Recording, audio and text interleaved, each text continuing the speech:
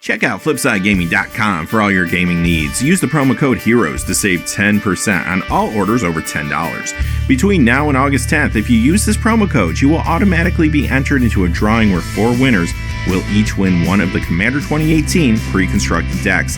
See the description below for more details. Hey there, this is John from Heroes and Legends, and welcome to Day 3 of official Commander 2018 previews.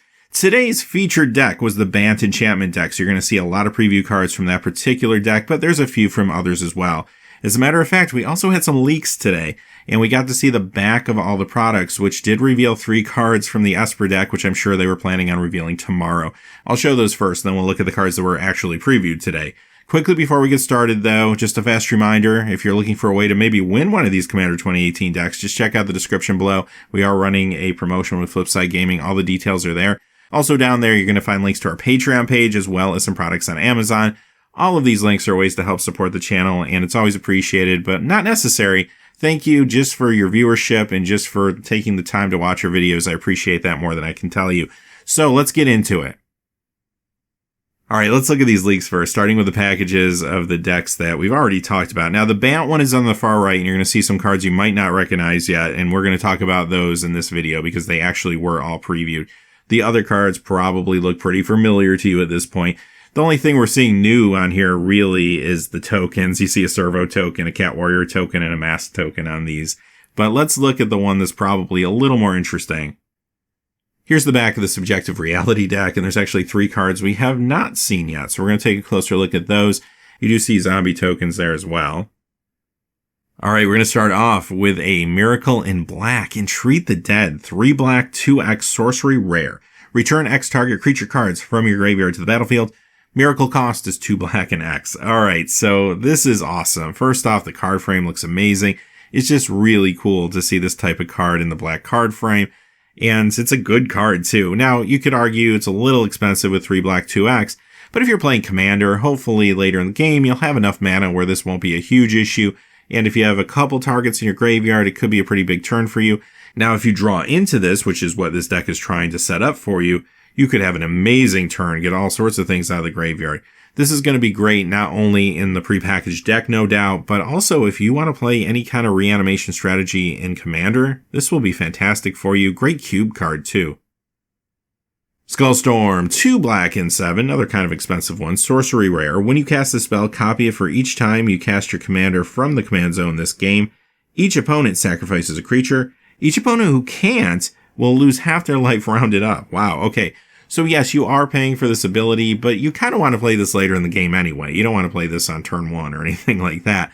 You want to be able to take out a lot of creatures with this. I think the sweet spot might be in the middle of the game where you have the opportunity to perhaps finish off a couple players, but towards the end of the game, the longer the game goes on, the more powerful the spell gets, much like the others we've seen in this cycle.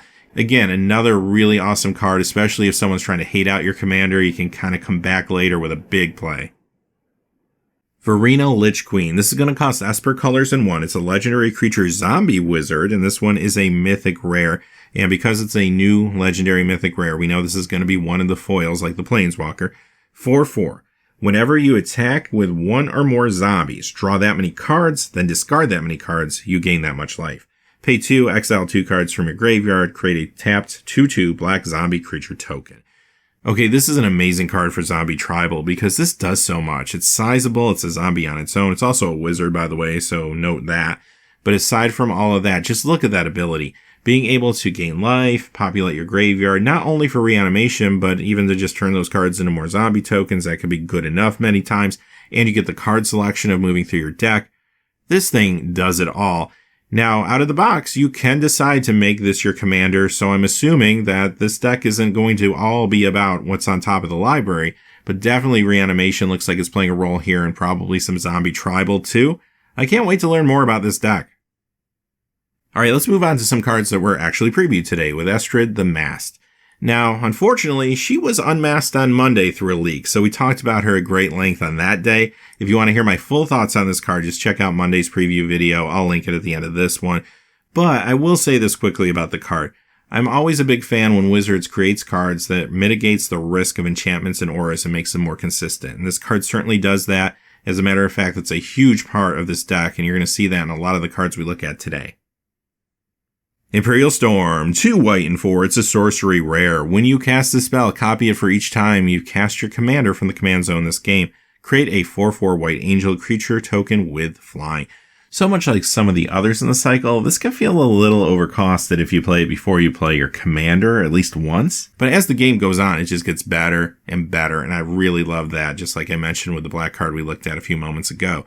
Now, if you play this after you've only played your commander one time, that's actually not that bad. I mean, getting 2 4/4 flyers for 6 mana is actually fantastic. But again, if you can hold out, wait till your commander has come and gone a few times, you could have a real big play with this card, especially towards the end of the game, maybe finish off an opponent. Heavenly Blademaster. This is a white and 5, angel, rare, 3/6, flying double strike. When this enters the battlefield, you may attach any number of auras and equipment you control to it. So anything that's already out there, if you choose to, you can move it onto this. That's awesome. Other creatures you control get +1/+1 for each aura and equipment attached to Heavenly Blademaster. So other than being able to take your stuff that's already on the battlefields and bring it to this, which is nice, also you're still getting a 3/6 flying double strike creature. Just generally that's pretty good for 6 mana, right? Even if you ignore those abilities. And also, even if you don't have a lot of auras or equipment for this, you put 1 on it, now all your other stuff gets an Anthem effect too. That's pretty amazing, much less if you have access to more than one piece of equipment or aura. This is going to be great, of course, in an aura enchantment deck like it's coming in. This will be good in equipment decks. This will be good in Angel Tribal decks. So there's a lot you can do with this card. Estrid's Invocation. This costs a blue and 2. It's an enchantment rare. You may have this enter the battlefield as a copy of any enchantment you control, except it gains at the beginning of your upkeep. You may exile this enchantment. If you do, return it to the battlefield under its owner's control. So this is a copy of the best enchantment you have on the battlefield at any given time. You can put the enchantment on your own stuff or on your opponent's stuff if there's like a pacifism effect out there or something like that that you need to copy. So this is very versatile, it's cheap, and it adjusts itself as the game goes on. This is pretty awesome, and you can just play fair with this and it's going to be a very good card for you. But there's good combos out there. Reality Acid is one that comes to mind. If they don't reprint this in this particular deck, maybe a good upgrade. I'm sure you can think of other good enchantments with leaves or enters the battlefield effects. The only real drawback here, though, is if you don't control any enchantments at any given time, but if you have enough in your build, I would go for it. Everwatching Threshold. Blue and 2 enchantment rare. Whenever an opponent attacks you and or a planeswalker you control with 1 or more creatures, draw a card. This one isn't super exciting to me. I mean, it costs 3, so it's cheap. I'm going to give it that. Over the course of a game with multiple players, then yes, this will probably trigger a number of times, and that's not a bad thing for 3. But I look at this and I kind of say, do I want this in a Pillow Fort deck? Not really. I don't think it's that much of a deterrent to keep people from attacking me. Now, if someone went ahead and blew up my propaganda, I don't think they're going to think twice about attacking me with a whole bunch of small creatures or tokens, considering I'm only going to draw 1 card. If it was card per creature, maybe that would be a little bit different, and of course the card would probably have to cost more than that. But I feel like that might be a more solid card, just generally. It's fine. It's not a bad card, like especially out of the box. I'm sure it can do some work for you, but this is one I might take out and upgrade for sure. Octopus Umbra, 2 blue and 3, enchantment aura, rare, enchant creature. Enchanted creature has base power and toughness 8/8 and has, whenever this creature attacks, you may tap target creature with power 8 or less. This also has totem armor. So for 5 mana, this actually feels pretty good. I like this in the times where maybe I'm deciding to run a commander that's a little bit smaller, like a 2/2 or 2/3 that has a real good ability. I could toss this on it and maybe get some commander damage across later in the game. And that totem armor is nice protection as well, not only for a commander, but for any creature. So just generally for 5 mana, I think you're getting a lot here. It's not necessarily always going to open a lane for you. Sometimes it's going to feel like maybe you're just using it to protect one of your things, or maybe use it prior to a board sweep, something like that, so that you have the 1 creature standing. Overall, though, I do think it's a good card. So I guess this is kind of like the 5th card in the Storm cycle. This does not have Storm in the name, and it acts a little different, but I think this is the green entry. It's Myth Unbound. Green and 2, enchantment rare. Your commander costs 1 less to cast for each time it's been cast from the command zone this game. Whenever your commander is put into the command zone from anywhere, draw a card. Only 3 mana for this. I actually kind of like it quite a bit. It's going to maybe make people think twice about messing with my commander if they don't have to, right? So that's kind of interesting. And again, as the game goes on, this card gets even better. But what's a little different between this one and the others we looked at in this cycle is this only costs 3. Like, it's a effect that's not doing anything initially, but eventually you'll get some payout here. It's not asking for that much from you. Maybe you don't always run something like this, but again, especially if you have a more fragile commander, yeah, this can be pretty decent. And again, you can play fair with this, or you could try maybe using Food Chain. Keep in mind, though, commander tax is a thing, so this combo won't necessarily go infinite unless maybe Prosh is your commander. But even if that's not the case, I do think there's some value to be had here. Nylea's Colossus. This costs a green and 6. It's an enchantment creature giant rare 6/6 with Constellation. Whenever this or another enchantment enters the battlefield under your control, double target creature's power and toughness until end of turn. So this feels actually pretty decent. The card itself, maybe not super exciting. A 6/6 for 7 isn't great, but if you have a lot of ways to trigger this and you have a creature with maybe evasion or trample, this could be a good enabler for you. Maybe not for all builds, obviously, but I think this is going to be very good out of the box in this particular deck. Ravenous Slime, green and 2, 1/1 ooze, rare. This can't be blocked by creatures with power 2 or less. If a creature an opponent controls would die, instead exile it and put a number of +1/+1 counters equal to that creature's power on this. First off, check out the flavor text, because that's awesome. Secondly, there's a few things I don't like about the card. It's a little fragile, obviously, as a 1/1, but it only costs 3, so you're not putting a lot of resources in it. I also don't like that it doesn't have evasion, but that's usually the nature of these slimes or oozes. They just get bigger and bigger and just kind of eat things around them, but don't necessarily always have a good way to put across their damage. However, since this will most likely be in the Bant enchantment deck, maybe there's an aura that will help you get the damage across. Give it trample or give it flying or something. All of a sudden it gets a little bit better, right? So we'll have to look for those opportunities. I do like that it can be blocked by real small creatures, so it kind of gets around small token strategies early on, and it can be double blocked and killed by small creatures or triple blocked. What really makes this card stand out to me, though, is that it can just sit on the battlefield, and it's just graveyard hate for anything that dies on the battlefield that your opponents control. Also, it can just sit there and slowly get bigger as the game goes on. Maybe this card has some flaws, but it is still very playable. Turn Timber Sower. Now, this card was actually featured this morning on Wizards' website in the archives page. I think it was actually supposed to be previewed yesterday, which means it most likely belongs in that Jund Land Matters deck we were talking about a lot yesterday. So this is going to cost a green and 2. It's a creature elf druid rare 3/3. Whenever one or more land cards are put into your graveyard from anywhere, create a 0/1 green plant creature token, pay a green, sacrifice 3 creatures, return target land from your graveyard to your hand. I like cards that let you juggle and give you benefit. This is a really cheap way to start doing that. And this plays well too with Avenger of Zendikar, which is also in that deck. Eryximethus Slumbering Isle. This costs a blue, a green, and 2. It's a legendary creature Kraken rare 12/12. When this enters the battlefields, it will come in tapped with 5 slumber counters on it. As long as this has a slumber counter on it, it's a land, it's not a creature. Whenever you cast a spell, you may remove a slumber counter from this, and you can tap it and add a green and a blue to your mana pool. First, you're going to have to work the counters off before this becomes a 12/12, and that could take some time, unless you have a trick like Solemnity or something like that. If you don't have a trick, though, it still taps for mana. That's kind of nice. A green and a blue, there's nothing wrong with that. The only downside for me, though, is this thing doesn't have trample. I kind of wish it did. I feel like by the time you do all this work, getting a 12/12 that can be blocked by a token or something might not be the best thing in the world all the time, but other times it will be just fine, I have no doubt. It's especially good in this deck, though, probably because if it's in this enchantment build, then you can buff it with some stuff, I'm sure, and it will just get better. Now, the other thing to consider, though, is because this is a legendary creature, you can actually make this your commander. Not out of the box for this Bant deck, of course, but for another build, you could do that. So you have a way to repeatedly bring a land into play throughout the game, and if you have landfall abilities or something like that, that could be interesting. So I like the fact that they're doing something new. This is actually very elegant and creative design, I think, and I'm glad to see that, if nothing else. Maybe my favorite card of the day, Kestia the Cultivator. This is going to cost you Bant colors in 1. It's a legendary enchantment creature nymph, and it's a mythic rare. So this is going to be one of the cards that comes in foil, like the Planeswalker. 4/4. It also has a bestow cost of Bant colors in 3. Enchanted creature gets +4/+4. Whenever an enchanted creature or enchantment creature you control attacks, draw a card. Wow. Okay, so for just 4 mana, say this comes into the battlefield. A little more if you use the bestow. From that point forward, as long as it's there, whenever one of your other enchantment creatures attack, you draw a card. If this attacks, you draw a card. something with an aura on it that you control attacks, you draw a card.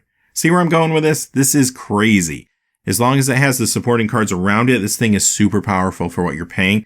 Now, yes, this will have a target on its back. I mean, attacking with it or having your creatures be more aggressive will lead to them dying quicker. But at the same time, if you're drawing cards while you're doing that, you could just get enough card advantage to always stay ahead. It could get pretty crazy pretty fast. And remember, you can actually make this your commander right out of the box in this product. That might not be a bad choice because there's a lot of power behind this card. I'm really excited to try this one out. Tavasa the Sunlit. This is another card that will be foil out of the box, and you could choose to make your commander if you want to. It's going to cost you green, white, and blue banned colors, legendary creature Merfolk Shaman, mythic rare 1/1. This will get +1/+1 for each enchantment you control. Whenever you cast your first enchantment spell each turn, draw a card. So this is perfect if you wanted to maybe build a Enchantress-style commander deck and you needed a good commander. This would be great for you. Good in Voltron-style decks, of course, great in any sort of enchantment or a deck as well, like the one it comes in. So this has a lot of versatility. Sure, at times it might be a little fragile depending on board state. You do have to consider that, but at least it's cheap and it's not going to cost you very much to run it out early, run it out often. And I do like that sometimes in my commanders. I also love that this is a Merfolk for Merfolk Tribal. So very good card. I do think this will see a lot of play in various decks down the road. Isolated Watchtower. This one's a land. It's a rare. You can tap it for colorless mana or you can use the ability. Pay 2 and tap. Scry 1. Then you may reveal the top card of your library. If a basic land card is revealed this way, put it onto the battlefield tapped. Activate this ability only if an opponent controls at least 2 more lands than you. Alright, so first I want to point out that even though we've been looking at a lot of Bant cards today, this one feels like it probably belongs in the Esper deck. I guess we'll find out within a couple days because it is looking at the top of the library. Now, aside from that, it's an okay card. I mean, at least it taps for colorless mana, so it's not going to sit there and do nothing for you. If you're concerned about your color requirements, maybe you don't play something like this. But as long as you can stay at least behind one of your opponents when it comes to lands, you can always use that ability, and Scry 1 for 2 is actually pretty good. Even if you don't hit a basic land, it's still a pretty good ability. And when you do hit a basic land, well, wonderful. So, yeah, nothing crazy here. I don't know if this is something you'll always want to run. It depends on your deck, but in a lot of decks, it will be just fine. Okay, let's speed round our way through some reprints now. We're going to talk about all the reprints that were revealed over the last 24 hours. Now, most of these are probably worth under $3, but there's a few pretty nice value cards, and I'll let you know when we hit those. The first one, though, is Sigil of the Empty Throne. And you almost could probably guess this was going to be in the deck. It almost felt like a no-brainer for this Bant enchantment build. Winds of Wrath. This is kind of a cool reprint, originally from Tempest, and a potential one-sided board sweep in this Bant enchantment deck. Dictated Crewfix. This was a Portuguese language preview. I always like this card because I can play it at the end of my previous opponent's turn so that I'm the first one to get the bonus from it, or even on my turn before my draw step if I need to. Usually with these type of cards, you have to play them on your main phase, and then everybody gets to draw the extra card before you do, and that's no fun. So this makes it a little more even if you're going to pay the 3 to do this. A lot of times Pillow Fort decks will run this. It gives the opponents the means to defeat each other. It's also an enchantment, so it will make sense in that Bant enchantment deck, I'm sure. Il Umbra, and this is a Spanish language preview we got today. And this is a fine reprint. I mean, it's a common. It's just a small totem armor card. There's a lot of better ones, obviously. This was kind of the card they originally made to help you kind of understand totem armor. I do like that it has flash, though, so you can save something on the fly. That's pretty cool. And again, you'll find this, I'm sure, in that Bant enchantment deck.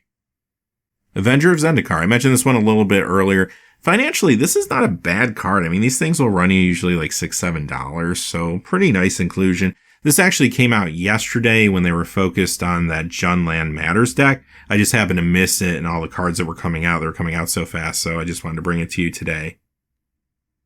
Bear Umbra. This came to us as a Spanish language preview, and we're back on enchantments with this one, but this is a great inclusion. This card is actually worth $15 for the original. It's gone up a lot recently, too, thanks to Najila decks and Commander. Also, it sees play in Modern Boggles sometimes. But ultimately, fantastic card. For 4 mana, this does so much. I remember getting beat down by this thing in the Rise of the Eldrazi pre-release many years ago. I'll never forget it. But yeah, it gives a creature +2/+2. When that creature attacks, you get to untap all your lands. And it has totem armor for protection. It's kind of nuts. Here's a Japanese language preview. Another card that hasn't been reprinted that holds a nice price tag. Enchantress's Presence. That original version will run you $14. And this is a pretty cool card because it works kind of like an Enchantress, but it's an enchantment itself. Herald of the Pantheon. This is a reprint I was kind of expecting, honestly, for the enchantment Bant deck. Great bear with upside, fantastic for enchantment builds. Another Spanish language preview with Hydra Omnivore. And this card is not super cheap either. These will run you like $3, $4. I kind of feel like the Bant deck may have a pretty high expected value attached to it once we actually get the full deck list. So keep that in mind. If you're only going to buy one early on, you might want to think about the Bant deck. That could be the one that sells out just because of people looking for value. But aside from that, this is a fine card. I was always a little disappointed that this card doesn't have trample, but in a multiplayer game, this can do a lot of work for you under the right circumstances. Spawning Grounds, another Spanish language preview, and this is the first time this has been reprinted too. It's kind of nice because it's an aura land. It's going to fit again into that Bant deck nicely, and it can create some pretty powerful 5/5 trample beast tokens. Bruna Light of Alabaster, and I always like this card when it comes to trying to build aura decks and commander. Not an expensive card necessarily, but a really fun one for auras. I love that you can steal other people's auras with this one too. Finest Hour, of course this makes sense in that Bant enchantment deck. You might be stacking a lot of auras on one creature. That creature can attack, untap, do some heavy damage, and then you get another combat phase where you can use all your creatures if you want to at that point. That could be sometimes game ending. Alright, with that being said, those are the previews for today. We're going to come back tomorrow and check out everything that happens over the next 24 hours. Then on Friday, I'm assuming we'll get deck lists and we'll start digging into those. But until then, hey, thanks for watching. Please remember to like and subscribe and have a great day. Hey, thanks for watching. This video is made possible by the generous support of viewers like you on Patreon. Check out the description below for links to our Patreon page as well as our Amazon affiliate store, where a small percentage of all sales will also help support the channel. Finally, if you haven't had a chance yet to subscribe, hit that subscribe button so you don't miss any new videos on Heroes and Legends. Talk to you again soon, and have a great day.